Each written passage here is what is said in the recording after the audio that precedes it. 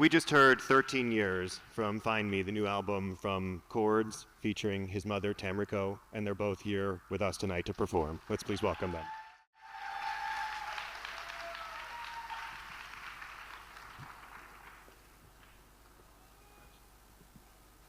Play for me. There's a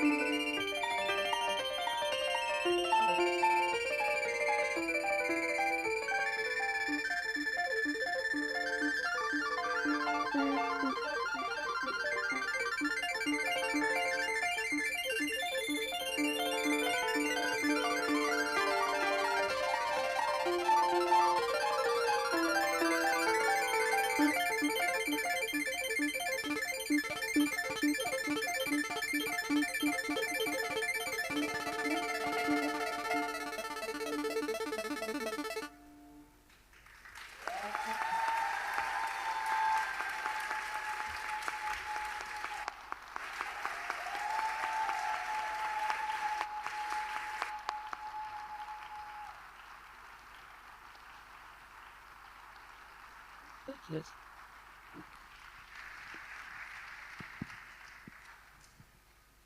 So how did you two meet? Good question. I don't remember. By accident.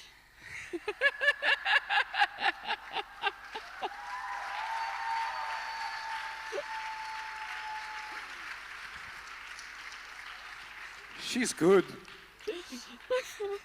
So we'll jump ahead a few years. This is the first time that you've made music together and recorded together? It's not first time that we do music together. We do music a long time since Alex started to play music. You have to speak in your mic. Yeah, it's always problem with me that I can't focus on microphone. Of course. So how old was Alex when you started making music together? Well, I mean, she was my piano teacher since I was 5.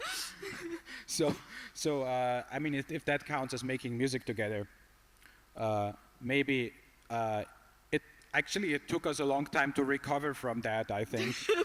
From this teaching time. Having your mom as a teacher is very traumatic, I think. So I think, yeah, it took a lot of years to being able to make music together, like without that burden of being angry at each other all the time. Yeah.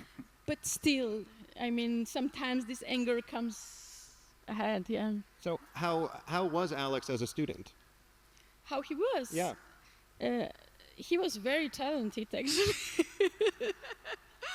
And he loved piano somehow. He wanted himself to study, to start to playing piano. And but he was very chaotic, and this was main problem. And so maybe for some context, so Kordz is a musician here in Georgia who has a reputation that I'm sure everyone in this room knows through his music and through his activism and through his performance. Absolutely.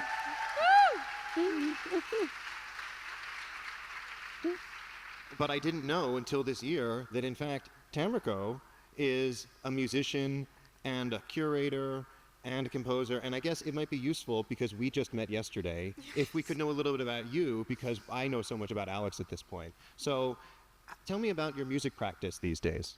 Yeah, so these days I mainly play experimental music, quite edge is somewhere, but I come from classical music. I had classical music education, and somehow when I went to Switzerland in 90s, I met a lot of very interesting musicians that played really or were composers. My ex-husband, for example, was extremely good composer, and so through him and through some friends circles, I got to experimental music, new music practice, and it was like a healing somehow to crash piano and to do some really noisy stuff, you know. What are some of the alternative piano experiments that you have worked on or performed with? Sorry, I didn't. Actually, we don't have our voices in the monitor. Yes, Maybe you can yes. give us a bit of voice in the monitor. I was asking about some of the experimental music you do with piano. Yes. And what those pianos are like. Maybe just to describe them for the audience, just to The understand. audience know quite good because I'm playing a lot in Tbilisi. So sometimes I'm taking my Hammer. hammer and then I push piano like this. Yeah, sorry. Or I use really extended stuff like tapes or rubbers, but I like to play beautiful music also. So, and I try to combine these two polar things. So, Actually, she just wants to play Schumann. I don't know why she's doing the hammer thing. So, walk me to the beginning of when this record started. Was it an idea? Was it a recording session? Did you trade music back and forth? Did you book time in the studio? How did it begin? It's a long story, but it started. We have all the time. We have at least an hour. We have like still. So it started with I wrote a score for a film, and somehow it came that the director didn't want the music, I think, anymore. So then I arrived exactly when I got that message. I arrived in Zurich to my mother's place. And I was like, a bit like down because I worked on it for quite a while. And I told her that, Mom, can we record it maybe ourselves? And we never like, she performed a couple of my pieces, but we never like produced a record together. So we never went to the studio, worked on the music, like, set up the mics and thought about what else we can add. So actually this was the first experience that we got to Proper. like a proper record kind of like we started from my sketches that I had, and then we decided which parts can she really play better than me, which were quite a few. I mean so then we first I don't want to talk all the time, so you have to. No, actually it was the other way around. He showed me his own interpretation of his pieces when he recorded and said, I can play better. Yeah, she said she could write. I was. Yeah. So I know this record took a while. So, what made it take so long? Did you want to experiment? Were there changes that you made? Because I think for a lot of people, when you have music you come into the room with, I think there's a sense of, well, maybe you record it, but somehow it sounds like experimentation was such a big part of this record. Can you talk a little bit about that and maybe give an example of one of the songs that sort of maybe changed the most? Yeah, well, the thing with records is that, you have the original sketch, especially with written music. It's even more difficult because I think most of the records we produce are not like written kind of anymore. In like popular music or something.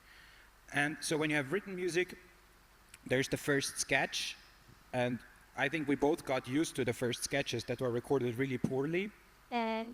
So then we had to really like try a lot to improve on that somehow.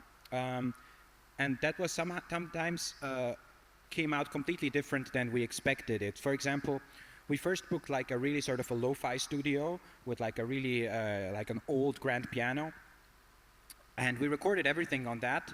And in that moment we thought, man, this is really bad. The piano is bad and everything.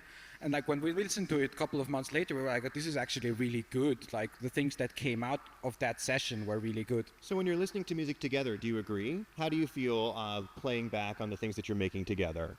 Yeah, I think we are quite agree in the end product, or how to say, in the end versions. I think music is one of the things where we agree the most, I think. Yeah, and I think it was also really shocking little bit. We took this studio of my friend in Zurich, which I recorded also some kind of improvisation, wired stuff, and I said, hey, it's a nice place, why not? It's in Langstrasse, it's most crowded place in Zurich. And we went then, and Alex said, no, this piano, I don't want that you play on this piano, it's terrible piano, no, let's go back. Did you agree with his decision? I was completely shocked, I was almost crying, And then somehow we said, okay, maybe we try a little bit, and if not, then... Yes. And actually, in the end of the day, we were not at all satisfied of the result, but I think the 80% of the recordings that are on this LP, it's from this That first session. first session, yes. So you don't like the piano, and you're like, okay, we've got to do it all again. So then what? So then we had a session in this like super fancy mountain studio in the Swiss Alps. They just built it like no one, I don't understand how this is possible. You just go into these mountains and all of a sudden there's this huge hall and this recording studio, and it's great. And we were there. And help me set the scene. So it's the two of you playing all of the instruments on the record in a similar configuration. Okay, so Yes. you're in the mountains, you're set up, and you start again with the same material. Yeah. So we start again with the same material, and the acoustic is great. Our friend Marcel, who's a great sound engineer from Zurich, he's there with us, and we have all these like crazy mics set up, and it's really amazing acoustic. So we record all the pieces again, and then we listen back to it a couple of weeks later, and we think, man, like the crappy studio recording sounded so much better. Did you both agree on this? Yes. Okay. Yeah. It was really painful. Yeah, it was. it was quite. It was. I mean, because we had like these both versions, and we could like switch back and forth, and yeah, it's crazy because I mean, we struggled so much recording on the bad piano, and we had to find so many like solutions kind of around it. That I think that made it kind of special, like in a way. I mean, so you never know. Very intimated and very like really, you feel that every note is like has some tension, and that was in the end of the day so beautiful on these recordings. And then also we gave to Sam, actually the label producer of this production. Hi Sam. And then actually he was also agreed with versions that we chose. So that was not only we, And the beautiful thing in this studio was that we recorded 2 tracks on harmonium. It's this instrument. Small organ thing. Sure. Would you describe the harmonium, because it has such an interesting history and interesting mechanics, right? It's just like a smaller piano. Does it have bellows too? Does it have bellows in the harmonium or no? You have pedals, and you blow wind, and through this wind the sound is coming. So this is a really kind of first try to make a keyboard, probably, or something like this. So you control the volume of the instrument by moving your feet fast or slow. It's quite. You have to get used to it. Yeah, but I love it. Since a couple of years I'm playing a lot harmonium, and so we put this harmonium outside in the trees where like a crazy birds were singing, and they recorded these tracks like outside with these birds, and it's so special. And then So how do you know when an album is done? Well, Sam from the label, I'm not that experienced with albums. This is, I think, like my 3rd or 4th, and so I didn't know really. But I think because the music was already written, it made it a lot easier because we knew like what music we were going to record for the album. It was not like we were not going to come up with new stuff. So that made it actually quite easy. And when we had these 3 recording sessions, my sketches, the cheap studio and the expensive studio, then we could sort of track by track decide, no, this one is better here, this one is better here, this one is better here. So it's like in the end, it's like Geflecht, which is a German word for I don't. I also don't. Yeah. So here's my question. Your family. And I feel like when you have a collaborator, you have a kind of musical intimacy. What is it like to make music as family? You know, former teacher, former student. Is it intuitive? Is it challenging? Were there things where you agreed, where you disagree? What is that collaboration like? And what surprised you about it? You say something. Yeah, I don't know. For me, it's like maybe it's because of this intimacy that we are family, or we are. I feel so. I think that I feel so exactly what Alex wants, or what this music transports. And I love really to play this. It's not because he is my son or something like. I love this music. I think if somebody else would write this music, I would also play with big pleasure. I'm not forcing her to play them. No, the opposite actually. Maybe you can say. And it's also like kind of communication between us. That there are some fields in our lives that we can't really talk about. And through music, somehow it's possible, and we have like our peace then. You can understand what it's. No, I can, but I see Alex smiling, so I want to know why he's smiling. No, I agree. I mean, because we like get angry really fast when working together. Like, really fast. What would you disagree about? What's an example in the process? Mostly, like for example, this morning. I didn't want to play one of the videos that you saw before, and she really wanted to play one of the videos, and we were just really angry at each other. So, I mean, these kinds of things we get, but in music that really doesn't happen a lot. So when I play the wrong note, he can really get crazy. Yeah. So basically, it's like payback from when she was my teacher. When now she plays my, so I can be like, this is you. Come on, not enough expression and. This is the kind of content we showed up here for, everyone. Can you Please. bring out the top voice more? And But it's fun, you know. It's also kind of playing. It's fun to do this, and I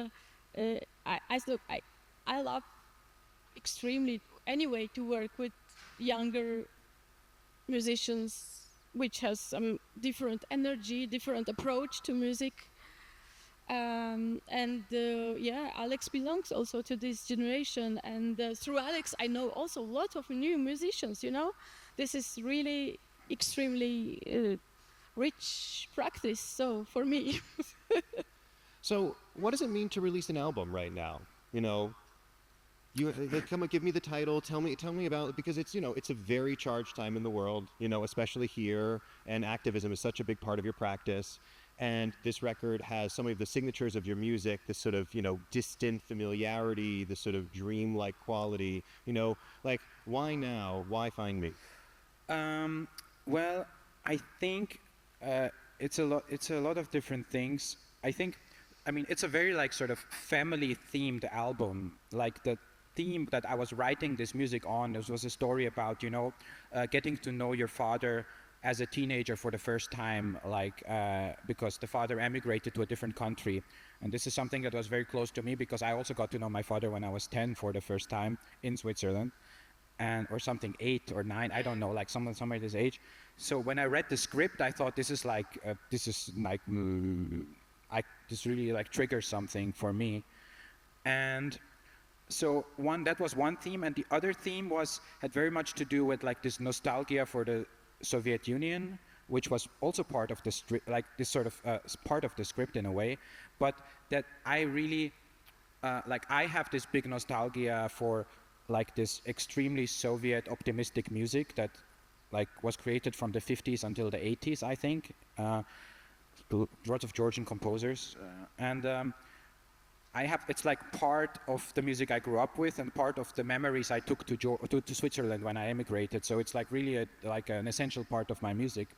So this was like a moment to express it in a way, and it's always like a sad thing in a way, because I mean, one of the videos, maybe you didn't see it. For every track, we asked our friends to make a video for one of the pieces. So we have, and the second video you saw, the one with the news and the protests, that was by Zazaru Sadze, who is a Georgian director, and he interpreted. We didn't tell him anything about the music, and he watched it and he felt like it's this nostalgia for the Soviet Union, but at the same time also like. We're going back into it right now, so we're sort of sliding back into this world that we were once part of, and this like sadness that comes within. But then the music is like super like this, you know, optimistic kind of. So it's, I think, this. I don't know what I answered exactly, but. No, but I'm curious. So how do those influences come through in the writing process for you? Well, I think there's a certain sense of harmony and melody that emotionally triggers me the most, and I think you heard it in the second piece. You know, and the second piece was actually called "Family Love," which is this is a theme about like one of the main themes, and it's just like a certain sense of like this optimism, like this. I would call the genre like Soviet optimism, like musically. Which is like an extremely, it's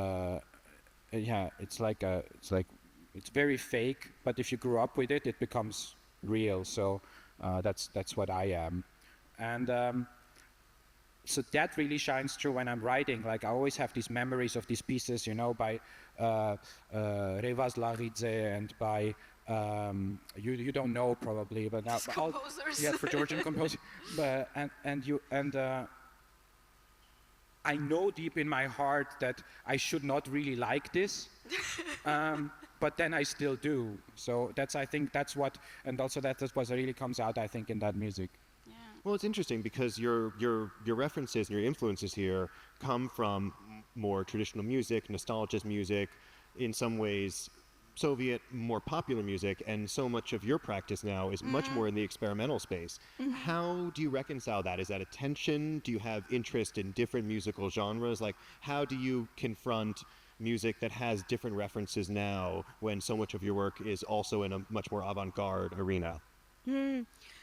I maybe it's not directly the answer, but the before people were sitting here and they was talking also about music, really interesting things, and the first question was, what is music for you? And they said really very interesting things, and for me is music is a kind of room. I step in and I wait what comes. I mean, there are so many different people in the room sometimes. And all this belongs for me to music, to contemporary music. Because when I'm in this room and something from Bach comes there, it's also for me then contemporary music. Is it logical what I'm saying? I don't know. Very much. I actually want to ask Alex the same question. What is music for you? I can't take these questions. It's too. I'm too confused for these questions. For me, yeah, no, I really can't. I really can't. It's just that. It's okay. Your mom put you up to it. I didn't. It's really her fault, not mine. She did a good job, though. I'd have to think for like 2 days, and maybe it would still be confusing. Yeah, I don't. The great thing about music is that it's so different. It can be like completely controversial, but it can be still together. You can play it like one day, I don't know, Handel, and the next to Handel you can play like, I don't know, something right, Radiohead or yeah, why not?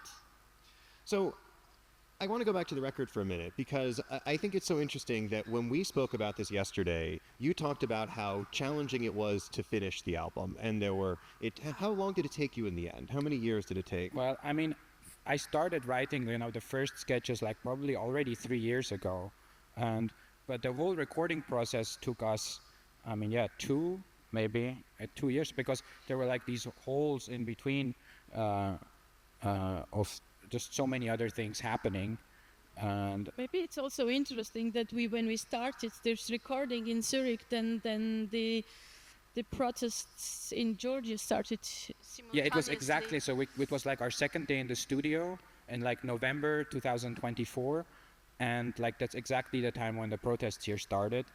And in Zurich was also a demonstration. Yeah, there was even Georgian. like Georgian people in Zurich meeting up, which is like what never happens. I mean, and it was it was like a weird moment, because every time a protest starts here and you're abroad, it's like I have to be here somehow, and so we were just in our studio kind of recording these pieces while here like these crazy things were happening. So that was a bit of a weird experience.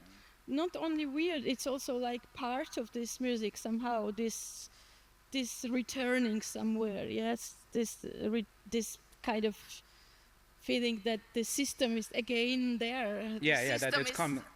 Taking like that something. It's coming back in a way. Yeah. Like maybe that. Yeah. It was quite creepy.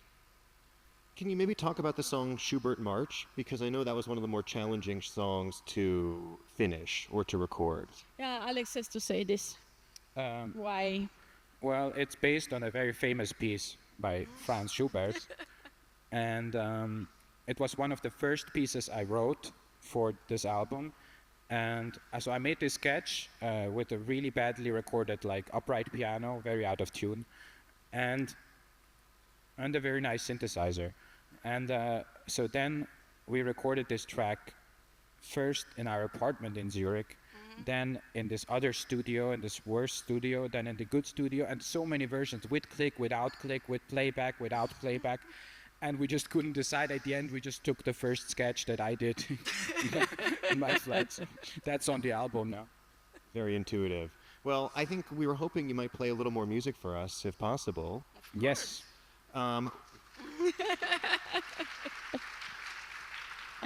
So, what song would you like to share with us now? Well, since we already talked about Schubert March, and that's Yes. super spontaneous, we will play this piece. Let's play it. Thank you.